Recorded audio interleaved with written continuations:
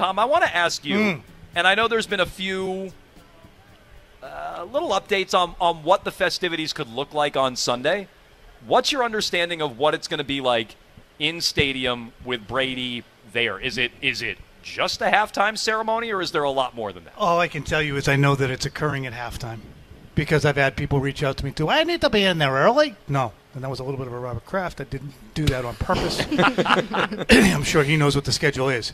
Halftime is when they're doing it. I don't know if they're going to have, Christian Fourier go downfield and catch one last pass from Brady for a touchdown. Ooh, that's a good idea. Was that Rice in Montana? That sounds right. Yeah. So, or Sims, I don't know. Who would be the most likely, the least likely? It could be Wiggy. Oh, Fourier is definitely the Rice of Brady's Montana. The least likely? Rod Rutledge? Slater's run a lot of routes. He's cut a lot of passes. He's busy. Yeah, that's true. Yeah, he can't pop out of how. He's already there. I'm not sure what they're going to do, but it's interesting if you look at it, aside from the conversation we can have as to whether it's a productive night to execute this event, there has to be more than a halftime in the opener in 2023 to honor Tom Brady. I mean, there should be beyond the Patriots Hall of Fame as well. There should be a plaza event. There should be a statue, which can either be him signaling a first down, him throwing, him with the let's go, I don't know, with neck bulging. But there should be something that's a full Brady weekend, I think. And additionally, I think they should have done this against the Commanders in October. Yeah, you don't like the timing of this. And I can't imagine the Patriots, meaning like Bill likes the timing of this. The Crafts might. I can't imagine that Bill likes the timing of this. No, especially at halftime of a game. I mean, it could be seriously 20-0 in favor of the Philadelphia Eagles. And that's not great to have the entire focus of the league. Well, Patriots were down 20-0, but they did celebrate Tom Brady. Here he is. Well, isn't the other side of that coin, you do it later and they have a bad record, and all of a sudden, you're celebrating Tom Brady while the team's there's some hope for the team right now, at the very least. You're right, but on the other hand, too, if it's 1-4, it's 1-4. If you want to not have 40,000 people there, make it Brady Day and make sure you get no empty seats. But I just think for Bill, who is so distraction averse, to know that this very important player who is going to cause everyone to look back at what was and then in turn look out at what is and say, it's not what it was. It's not an opportune time for it.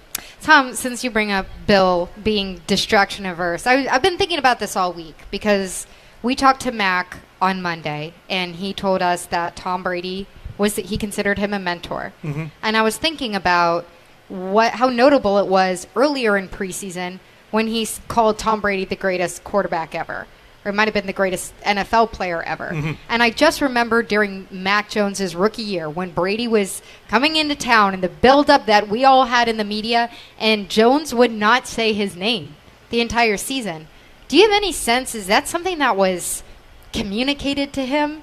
Like, hey, just don't even feed into any of the Brady craze? And now that kind of that gag order has been lifted? Yeah, I would say that I can, not with direct knowledge, but presuming from institutional knowledge, that, of course, I mean, Bill was not going to engage in that beyond the perfunctory statements in 2021, and I'm sure that he said, Mac, there's no reason for you to weigh in. You don't even know what's going on here. So just keep your mouth shut about Brady this week, will you please? And I'm sorry to interrupt, but why the difference then? Is it purely that Brady was an opponent then, and now he's here to be honored, or has something shifted between the two? I think it's that, and I think that there's an event here for him, and the event is specifically Kraft-inspired. So if whoever's in charge of Odyssey says we're going to do this, you're going to toe the line and do what they ask. Sit out in the heat. So that means Bill Belichick as well. Yeah. So I think Bill Belichick, okay, well, Robert wants this. He pays me an awful lot of money, and I know he's not over the moon about a number of things I do. At least I can do is actually be embracing of a player like him.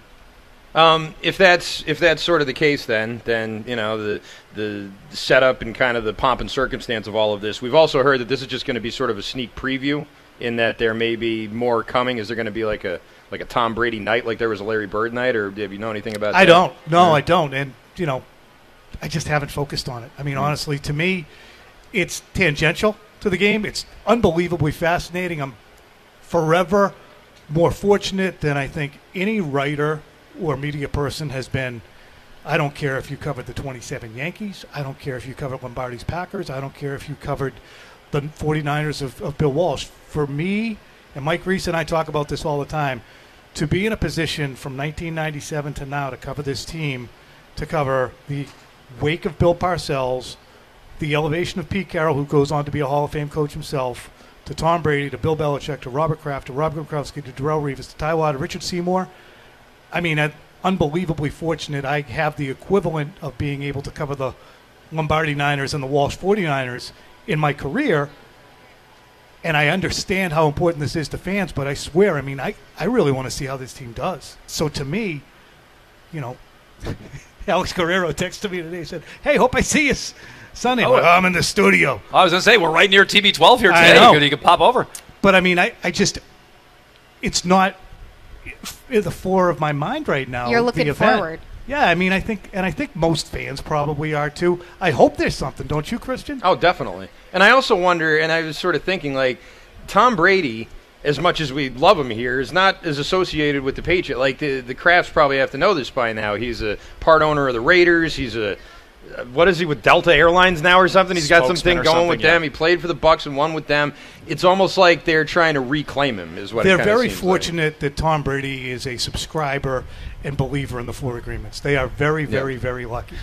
Because when you say number 2 or 3, whatever the agreements is, don't take anything personally, he's doing that because he definitely took it personally in 2019 when he said to us during camp, ask Mr. Kraft. Because it was, in his mind, Bill was being Bill in not coming forward with a contract to keep him here, which he was asking for. It was Robert that was different. And I think that, you know, Robert certainly laments the decision that Bill made, but he allowed that, he kind of Pontius Pilated the whole thing and allowed it to happen. And Brady, in turn, understood that. And as much as he bristled at the notion of there being any kind of indication, he was mad at me for talking to his dad about that. He told me that. And as much as he and Bill continued to put the toothpaste back in the tube on that, Tom Brady was extremely hurt by the Patriots' decision to make him have to go someplace else. Even if it was for the best in hindsight, it was not what he was looking for. No, we've talked about this before. Like, Robert Kraft, you can only brag so much about an elegant contract and all these things or whatever. You can only brag so much about that and then point the finger at Bill when you don't bring back Brady, right? And so in a lot of ways, you know what Bill is. How long ago did Tom Brady Sr. say we all know how it's going to end? I mean, he predicted that. He knew that. The Kraft thing was kind of the wild card, or maybe the more hurtful one, which is what I think you're getting at. Yeah, because that was out of character, I think, as far as Tom was concerned. So, but again, I don't think that Robert was doing it in a malicious way. It's like, how can I continue to make this organization going forward? I want Tom to stay here. I want him to stay here or retire. Bill will figure it out. Bill couldn't figure it out. Bill lowballed him. He left. And I think that's a decision that you can easily lament in hindsight. Would we be lamenting that if Josh McDaniels never left in 2022 and Matt Patricia never took over? Would this team have gone 11-5? Especially 6. Especially given the fact that they went 8-9 and it was a horrendous product and they still won 8 times. So it's very funny to see the decisions that have flowed off of it. Thank you for letting me babble here. No, it's good. It's good. It's good stuff it. Because again, like not everyone. I say this all the time. Not everyone has the insight you do. Not everybody's been here since '97 was your first year on the beat. Yeah. Yeah. So I mean, that's perspective that the three of us certainly don't have. I think it's interesting. Tommy Curran, if you have questions for him, by the way, and I promise we get to some phone calls. 617-779-7937. Open lines for you here if you want to ask Tom anything about the game. Joe in Melrose does. Go ahead, Joe. Hey, guys. Tom, I wanted to ask you, because I don't think this rebuilding process is going very well, and I don't think they have the right quarterback. But I was speculating in my head about what Bill Belichick's been telling Bob Kraft. And what I think Belichick's been telling Bob Kraft is this is similar to the rebuild process when Bill Belichick first got here from 2000 to 2003. And then basically this season's going to be similar to 2002. That next year they're going to be at a championship level, ready to compete for a championship level. But do you think that's what Belichick's telling Bob Kraft? Absolutely. And I don't know how the seasons align, because you could look at 2020 was 2000. 2000, Belichick comes in, they go 5-11. They got right, as Belichick acknowledged in a conversation with Charlie Weiss. This is a year we're trying to get right with the cap. 2021, just like 2001, they brought guys in that they wanted. They had a successful season, though not the same as 2001. And then in 2002, they backslid. They went 9-7. They were undisciplined. They made some bad personnel decisions. But in 2003, the number one thing that happened was they brought in Rodney Harrison, and that changed and actually put the paddles to the heart of the defense in many ways. And Brady actually matured a bit, and Deion Branch was going into his second year. So I agree with you, except that, and again, I don't think it's going to end with a Super Bowl victory, but I think that 2023 aligns with 2003 if we're doing that trick. Do you know what I'm saying? Yeah. I think the siren agrees. Looking at that's the Bailey Zappi backing up from my conversation. See, Adam Jones, Bailey back up. Yeah, that was me backing away from that take. So yes. Looking at that timeline, something, yes, that I wagged my finger at you that I'm curious about. You had Matt Light on your podcast, and he was talking about how Mac Jones acted towards the coaching staff versus how long it took for Brady to start expressing his frustration with different things with the coaching staff. Do you have any sense that in the offseason, in the preseason, training camp, whatever, over the last year, that there has been any kind of behind closed doors conversations about, hey, this is what we're expecting from you as a leader on the field, with coaches and with the rest of the locker room? Definitely. Absolutely. I think, and we've heard it in Mac Jones. He's intimated it in the way he's spoken about how I want to lead, how I want to conduct myself. He actually kind of said something today. I can't remember That's exactly what I was thinking. He said something about wanting how he needs to get better at Brady was that. good after a crap play. Well, there weren't a lot of them, but I want to learn from that and correct the bad plays. Yeah. I mean, the tennis brat kind of thing. And again, I think that Mac Jones sucked it up for a good long time in 2022 before he finally melted down. But you could already see he was rolling his eyes early in in training camp. Brady never had to go through that. So that, I think, is where that parallel doesn't really hold water. That's the comparison that we were talking about yesterday, or the day before, that annoys me. Because I feel in Mac Jones's case, he's already being put to the most unfair standards in terms of what he can do as a quarterback on the field.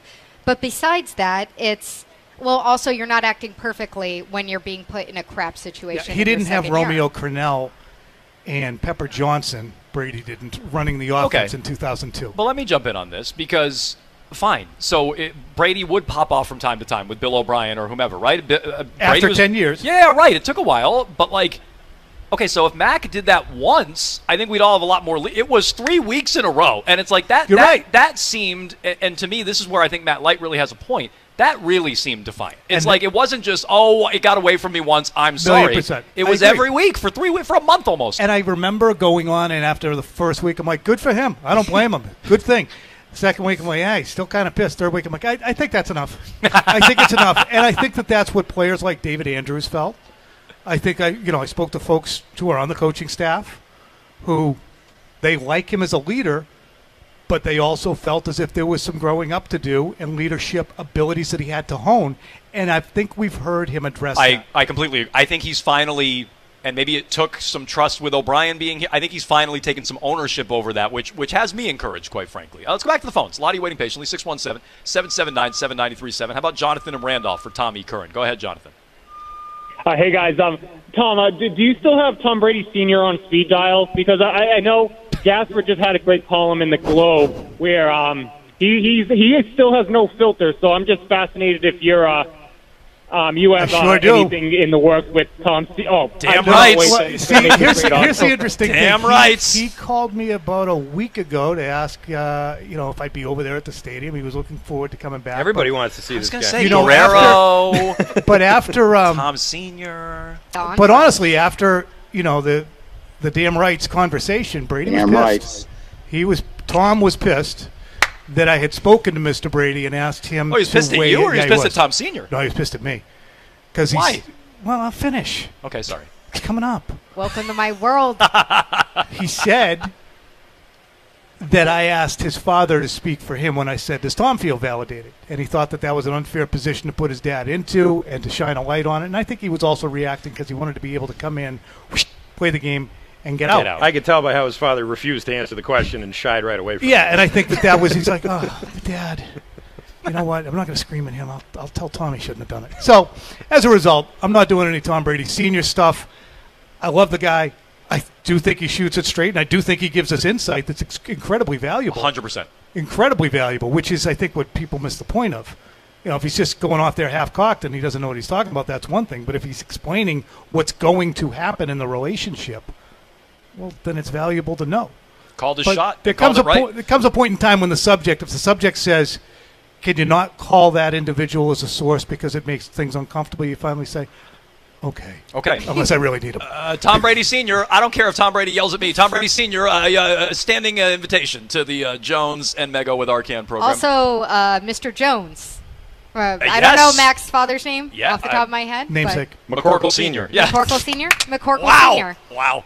I don't know. I feel like the heat's getting to me if I'm talking like Arcand. John is in the car. Go ahead, John. Hey, Tommy, clickbait. Love the 2023 preview of the Patriots when you talked about all 2022. That was a fantastic article. Great work. Hey, you brought up Bill getting rid of Tom Brady. I just wanted to follow up on that. So does Bill have Bob Kraft tied up in his basement and have his checkbook off in a closet that he can't get to? I mean, it seems like revisionist history that Bob didn't call Brady his lost Kraft son. Well, John, we just got to this. Didn't we just talked about this. We just answered this about Kraft and how Brady's pissed about that. Yeah, he basically deferred to Bill with the decision, and in deferring to Bill, Bill's decision was to tell Tom, we can go to 22.5 on the cap this year, no more. So I mean, what can I help you with? A new nickname. Jonesy clickbait I like. So when it comes to something you did right the other day, I forgot about this. You wrote the Patriots need to look more Patriots-like this year, right? It's not necessarily about wins and losses. Yes. I inferred, and I don't mean to put you in a bad spot by asking this, but I inferred, is that kind of your read on it, or is that an opinion that's emanating out of the building? Because to me, it sounds like a little bit of lowering expectations if we're not worried about wins and losses and playoff wins like Robert has promised in the past, and that concerns me a bit. What has most recently Robert said about wins? The division is exactly. tough. So I think he's already starting I just want to make the playoffs, not win a playoff game. He's already tempering, I think, the expectations because it should, by osmosis, and that was the point I was making with the column, if you play like the Patriots in 2023 and you eliminate the idiocy, you eliminate the kickoff return touchdowns and the flipping it backwards over your head and the pre-snap penalties and the 0 and no gain and 1 yard gains, then you'll be in a position to win games by dint of just playing with a straight face. The win should follow. Win in red zone. Win on third down. But can that mean that now you're not going to lose to the Buffalo Bills 21-10, but you now lose 23-21 because you still don't have the talent, and the Chiefs and the Bengals and the Eagles and the Chargers and all the other teams that you have to deal with, the Cowboys, the Giants. So down the line, I think if the product looks better and the team finishes 8-9, they were a horrendous 8-9 last year. I remember fighting with Michael Hawley infinitely about when they were 5-3. This is not a good team. It's a good record. It's not a good team, and they weren't. If they can go 8-9 and be a good team still this year, then I think it changes the. So the wins matter. But the direction of the franchise matters more to Bill's future. So I want to get your wins and losses, and Bill's future is an important piece to that. I want to get your wins and losses. I want to get your thoughts on the game on Sunday, like an official Tom Curran prediction. I don't know if that's coming up in a column, and we're going to blow up your spot. I want to get all that. And you want to stick around for Triple Play? You want to do Triple Play with us? Oh, yeah. Triple Play. Did you hear that? What an endorsement. Triple Play at 45 with Tom Curran next. So then you're asking if they have a good record, not whether they're a good team. They're a good team. You're asking whether they have a good record. I'm asking what I'm asking. I know exactly what I'm saying, Tom. You keep moving it around. I'm not moving it. The goalposts are right there.